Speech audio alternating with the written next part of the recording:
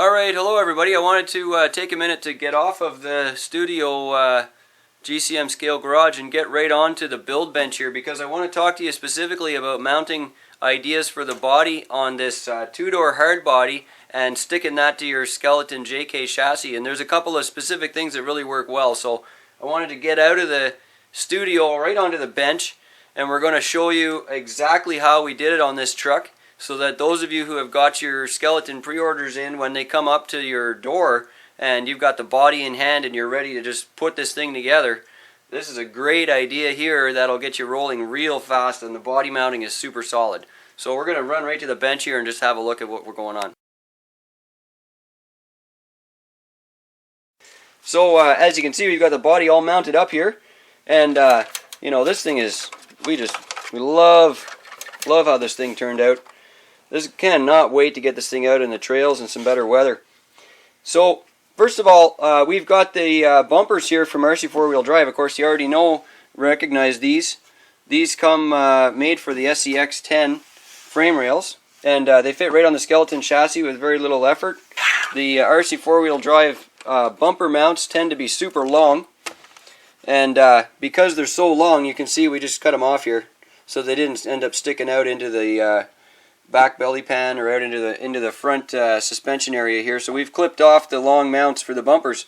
But these bumpers are solid aluminum, so they make for awesome spots to put body mounts. Now I want to show you what we did in the back here first.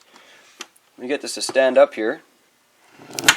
So in the back, the body on this Jeep already comes with a couple of holes in it.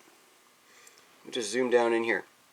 So the back of this body, right from the factory on the original Jeep that this thing came from, this body already had two bumper mounting holes right here, one there and there. And so what we did was we drilled a couple of holes that matched and stuck those new holes into the bumper, into the RC 4-wheel drive bumper. It's a solid piece of aluminum, so all we had to do was drill a little hole, and then we could stick an M3 screw right in there.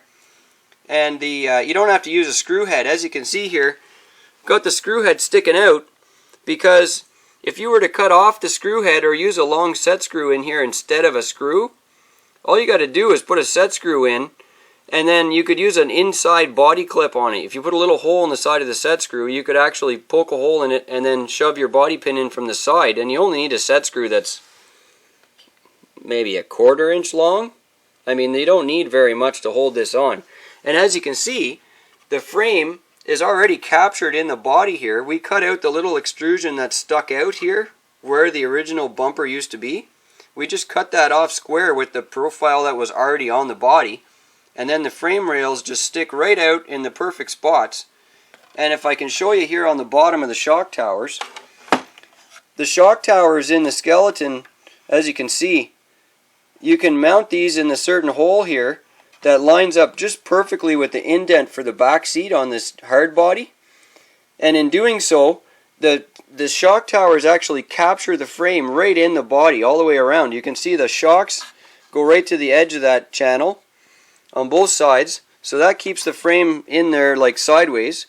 And then the chassis can't move forward and backward because the towers are locked right in here just nice. And of course you can adjust the tower wherever you need it, but if you put them right in this position here in the first hole, the first mounting hole on the chassis, then they line up perfectly with that spot in the body.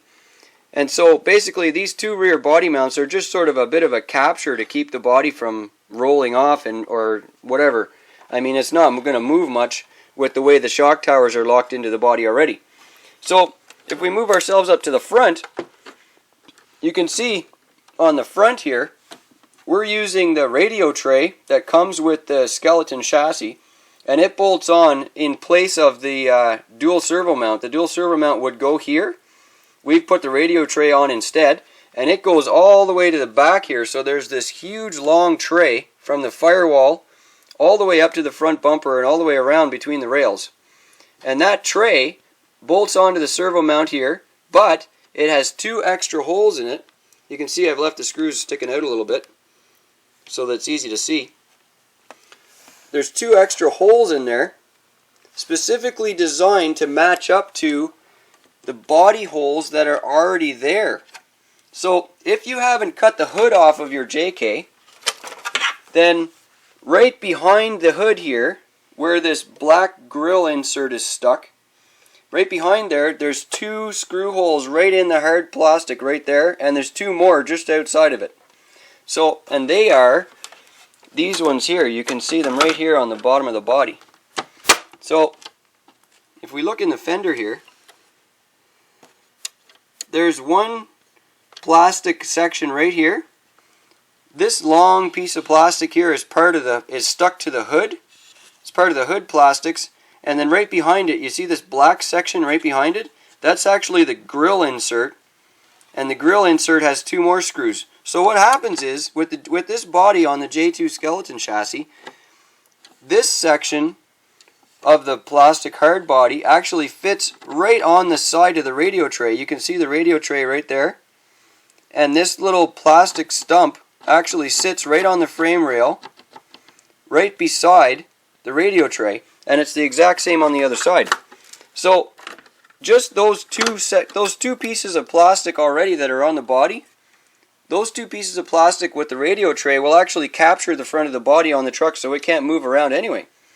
But then, as you can see with the way that black rad support spacer is, we added 2 little white nylon spacers to go between the radio tray level here and the rad support screws up top.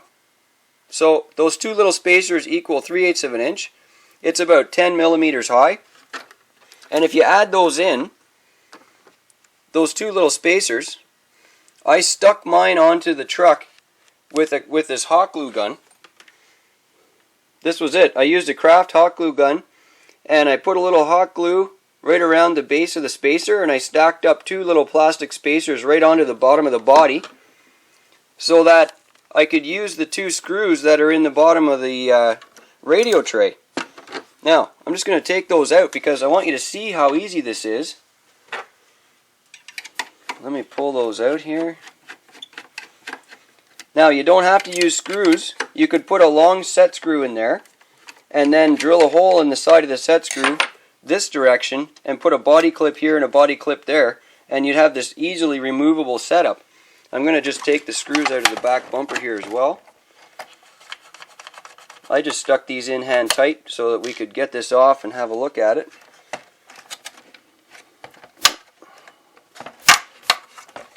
This one's being stubborn here today. There we go.